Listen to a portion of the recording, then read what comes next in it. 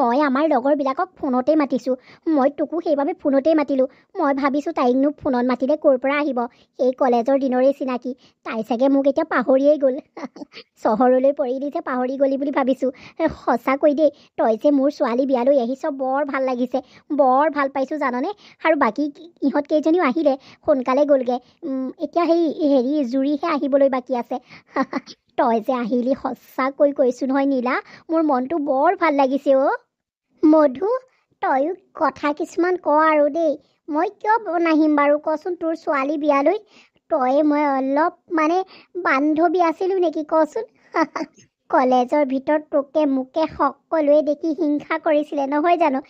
তই ফোনতেই মাতবা, যেনেকৈ যি নহওক মই খবৰ পোৱা হ'লেই আহিলোহেঁতেন।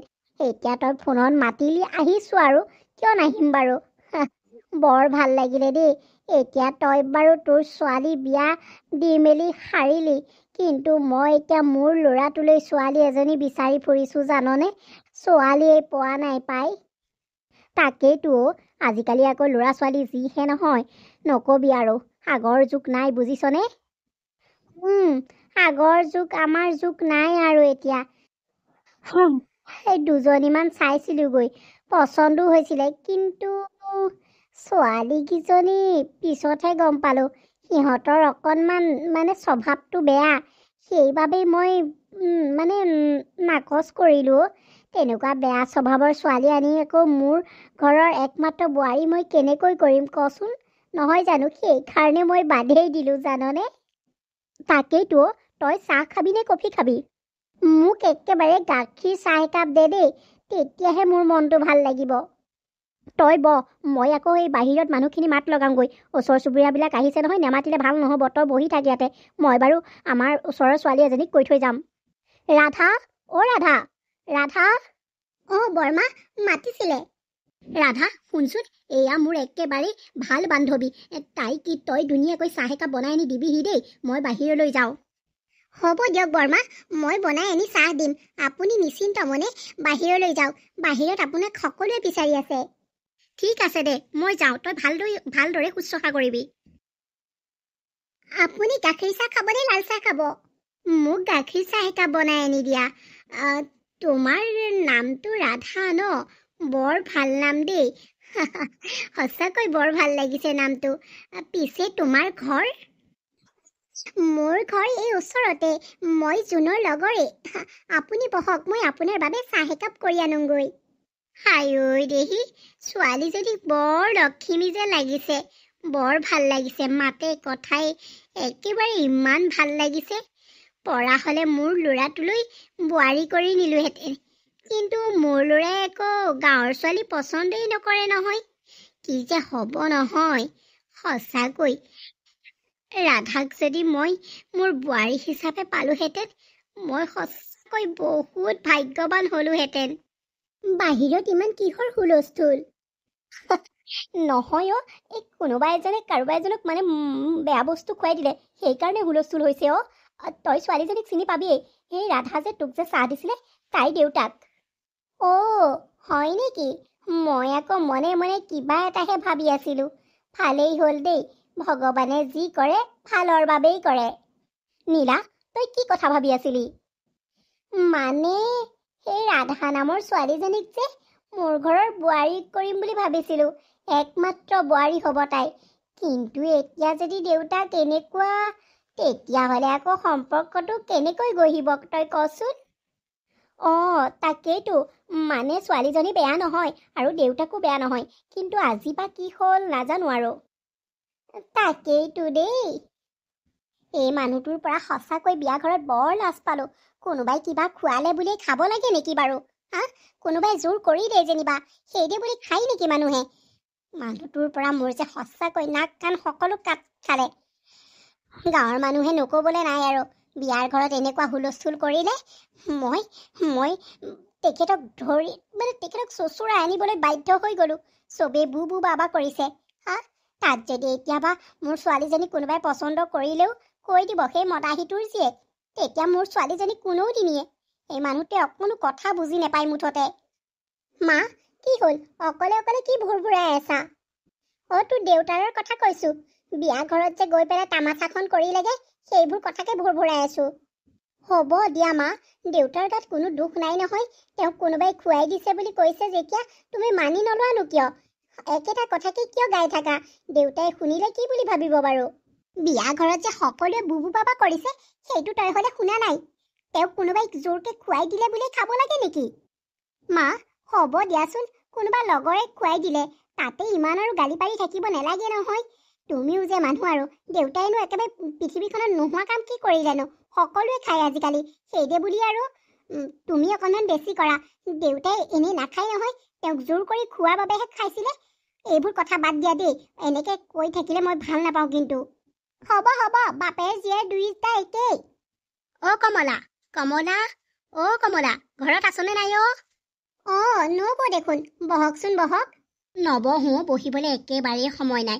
এই কাইলৈ আমাৰ জোন আহিব নহয়, সেইকাৰণে বোলো তহঁতক ভাত কেইটামান খাবলৈ মাতি থৈ আহোঁ। বিয়াত অলপ কষ্ট কৰিলি নে, সেইকাৰণে কাইলৈ যাবি। আৰু শুনচোন, সেই জোনৰ পুৰণা কাপোৰ কিছুমান আছে নহয়, এই ৰাধালৈ লৈ আহিব পাৰিবি। তই যাবিচোন আৰু জোনকো লৈ যাবি, আৰু ইয়াকো কবি। তাকেইতো নব, সেইদিনাখনি আপোনালোকৰ বিয়াত যেনেকুৱাখন হুলস্থুল লগালে, আজিলৈকে মই ভালকে তেখেতক মাতবোৰ কৰাই নাই। বৰ লাজ পালোঁ জানেনে? গাঁৱৰ মানুহে আৰু আপোনালোকৰ বাৰু সেই পৰিয়ালৰ মানুহখিনি মিতিৰ কুটুম আৰু এই আলহীবিলাকে কি বুলি ভাবিছে বাৰু কওকচোন?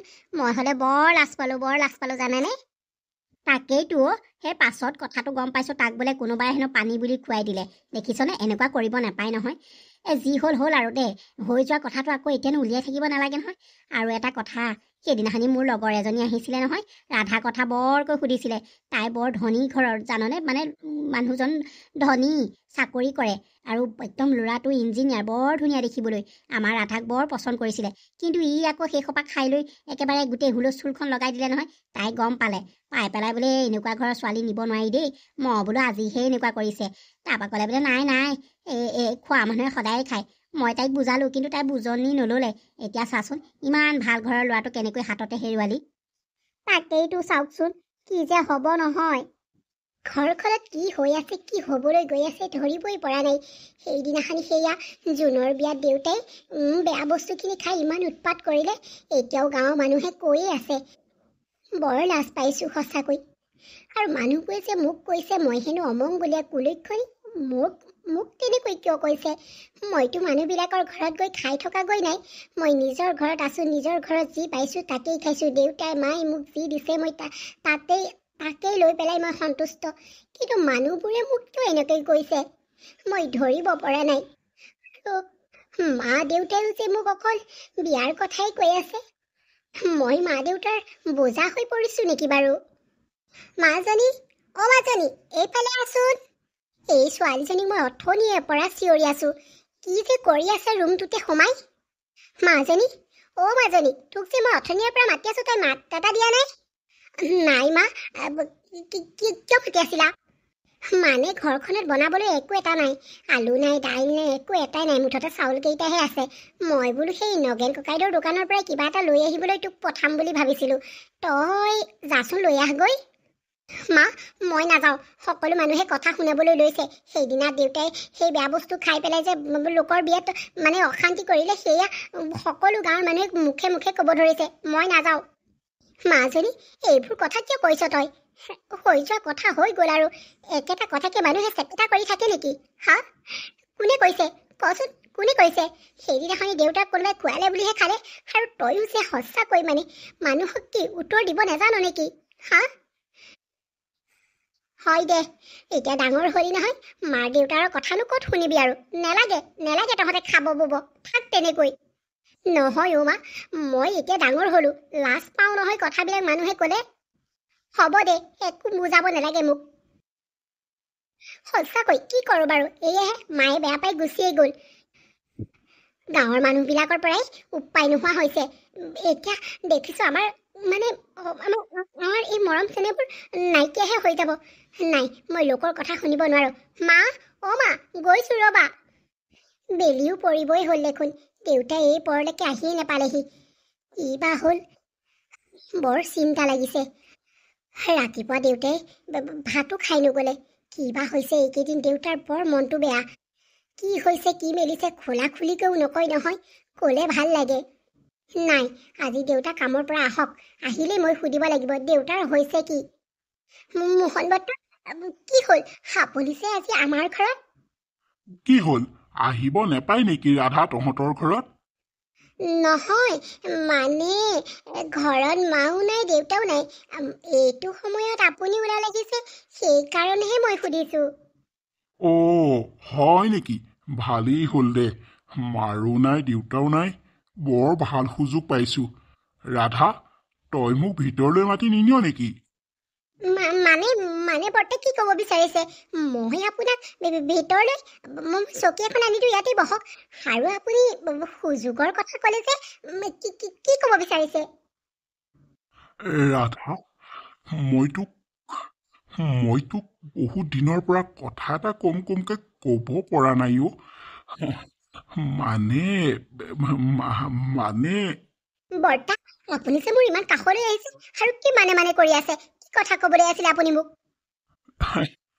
ৰাধা, মোৰ মানে তোৰ বৰমা ঢুকুৱা আজি 1.5 বছৰে হৈ গ'ল। মানে মই তোক বিয়া পাতিব বিচাৰো। মই বহুত ডেকা হৈ আছো, জান নাই? মই বুঢ়া হোৱা নাই।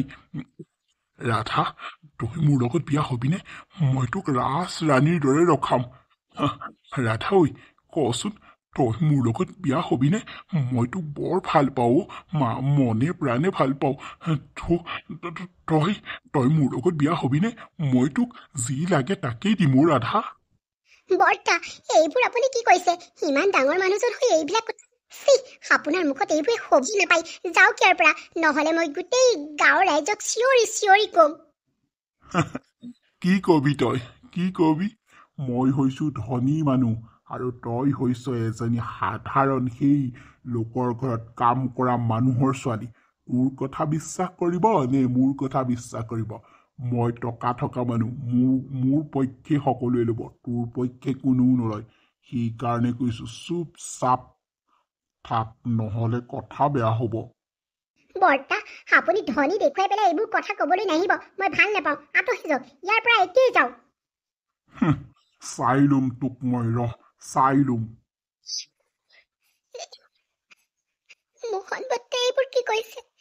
মই তেওঁক বৰ্তা বুলি ভাবো, আৰু তেওঁ জীয়েকৰ লগৰ জীয়েক মই। এইবোৰ ইমান, মই মাহঁতক এইবোৰ কথা ক'ব লাগিব। নাই, মই মাহঁতক এইবোৰ কথা ক'লে মাহঁতে মোক লৈ বৰ চিন্তা কৰিব। কি কৰোঁ বাৰু? দুখীয়া হলো বুলি এনেকুৱা ব্যৱহাৰ, ইমান এজন ডাঙৰ মানুহ, ইমান এজন ধনী মানুহে এনেকুৱা কথা শোভা নেপায়। মাজনী, কি হ'ল? মই দেখোন গাঁৱৰ পৰা ফুৰি আহিলো, তই আনকালে হোৱা হ'লে মা কি আনিছা বুলি ওচৰলৈ দৌৰ। আজি তই কি হ'ল? ৰুমৰ ভিতৰতে সোমাই আছ।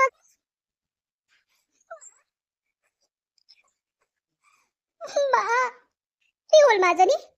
কি হ'ল? তই যে কান্দিছ, কি হ'ল? মোক খুলি কচোন। তই আজিলৈকে এনেকৈ কোনোদিনেই কান্দি পোৱা নাই, তোৰ কি হৈছে? মা, মোহন বৰ্তা আহিছে, তেওঁ মোক বৰ বেয়া ব্যৱহাৰ কৰিলে। মা, বৰ বেয়া কথা কৈছে। ইমান যে অভদ্ৰ মানুহ মই ভবাই নাছিলো। মা, ইমান এজন ডাঙৰ মানুহে এনেকুৱা কথা ক'ব বুলি মই ভবাই নাছিলো। কি ক'লে মাজনী? তই মোক খোলা খুলি কৈ কচোন। মা, তেওঁ হেনো মোক বিয়া পাতিব খোজে।